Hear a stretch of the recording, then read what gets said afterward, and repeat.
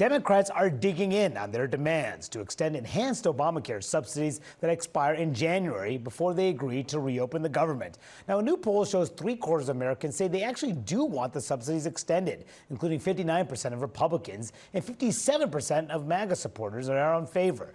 But do voters want the government shut down over this fight? And what exactly are those subsidies? Who gets them and what happens if they go away? Well, to answer all that, CNN's Tom Foreman is here to break it down. So, Tom, what can you tell us? Well, I can tell you that the Obamacare subsidies are used by about 22 million Americans, a little bit more. They were first passed during COVID, renewed under Biden, basically by holding health care premiums set as a percentage of income, that kind of thing. The goal here was to help people who might need financial help, who aren't necessarily in poverty, but who are struggling.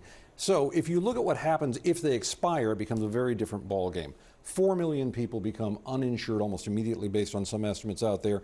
Dramatic rate hikes would follow as well. How high would those rate hikes be? Well, if you were making $18,000 a year, not much, your current premium for this is $0. That's great, but then $378 is your new premium. $378 is the change. If you're making $35,000 a year, your current premium, $1,033.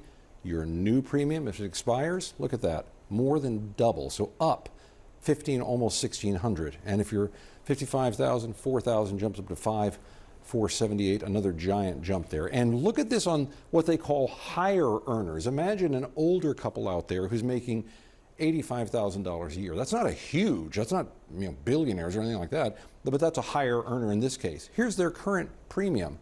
$7,225 per year. That's 8.5% of their income. That's sort of the top end under the current rules. Under the change, if it expires, that will jump to $25,000 per year. That's almost a 30% increase. That's almost 30% of their income, not an income, 30% of their income for the year. That's a tough thing if you're making $85,000 a year.